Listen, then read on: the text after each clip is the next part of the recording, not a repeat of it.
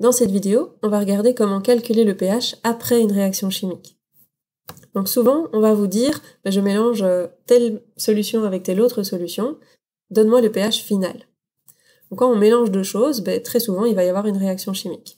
Donc la première chose à faire, c'est d'écrire cette réaction chimique. Dans l'énoncé, on va aussi te donner tout un tas de données, que ce soit des volumes, des concentrations, ou des masses, ou autre chose. Et il faudra donc commencer par faire un problème stoichiométrique pour déterminer qu'est-ce qui est encore présent à la fin de la réaction. Et pour faire ça, moi je t'encourage à faire un tableau d'avancement. Ce tableau d'avancement va te permettre de savoir quels sont les composés qui sont encore présents après la réaction. Une fois que tu as fait ça, c'est exactement la même chose que quand tu dois calculer le pH d'une solution aqueuse. Tu as une solution où il n'y a plus de réaction, et il faut donc identifier les composés en présence. Est-ce que ce sont des acides ou des bases? Est-ce qu'ils sont forts ou faibles? Et du coup, quelle formule utiliser pour calculer le pH de cette solution?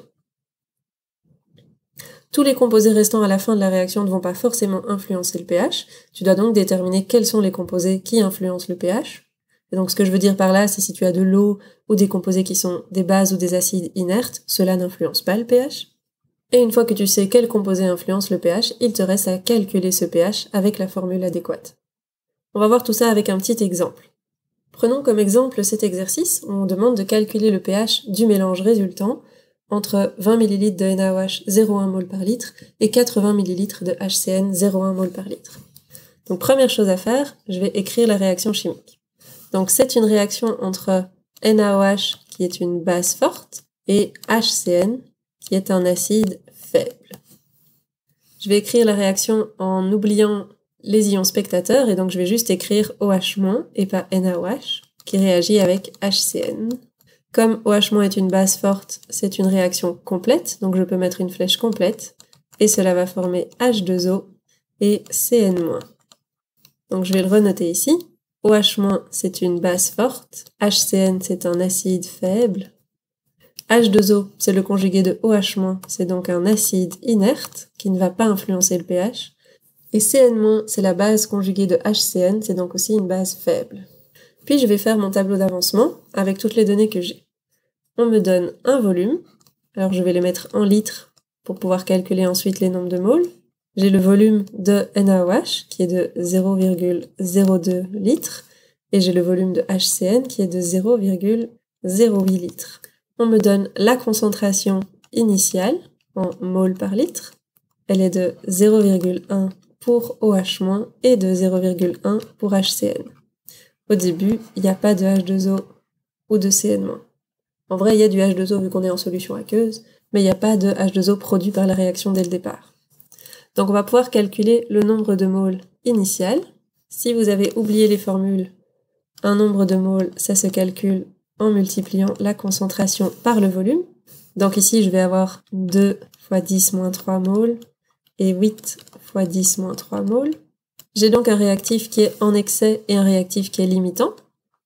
Celui-ci, OH- est le limitant, et donc HCN est en excès. Je peux donc écrire le nombre de moles qui va réagir au cours de cette réaction, en reprenant le nombre de moles du limitant, donc moins 2 fois 10 exposant moins 3.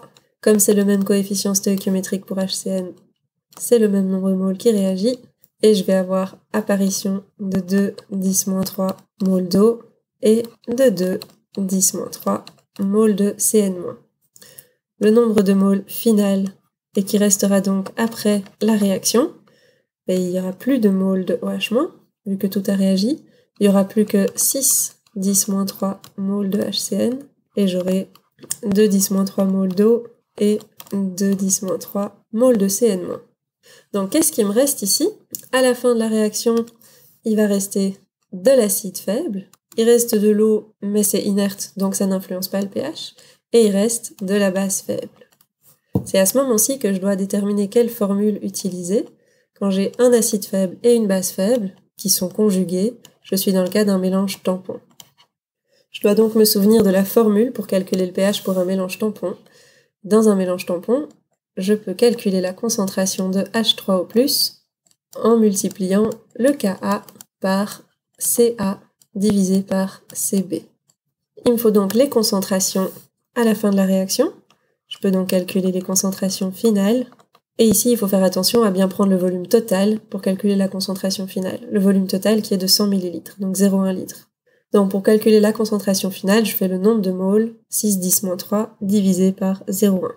Ce qui fait 6 10-2, ou 0,06. Et pour la base faible, ça me fait 0,02 mol par litre. Je vais aussi avoir besoin du Ka. Le Ka, je vais le chercher dans mes tables de Ka ou de pKa. Donc, je reviens voir ma table de pKa et je veux trouver HCN ou CN-. Il se trouve ici, HCN avec CN- comme base conjuguée. Le pKa est de 9,3. Donc, je peux écrire ici que le pKa vaut 9,3. Et je vais pouvoir calculer la concentration en H3O+. Ka, c'est 10 exposant moins le pKa, donc 10 exposant moins 9,3. Ca, c'est la concentration en acide, donc c'est 0,06. Et Cb, c'est la concentration en base, donc c'est 0,02. Ce qui me donne une concentration en H3O+, de 1,5 fois 10-9. C'est une concentration, donc n'oubliez pas les unités, mol par litre. Et une fois que j'ai ça, je peux calculer le pH, qui vaut moins le logarithme de tout ça, ce qui me donne 8,82.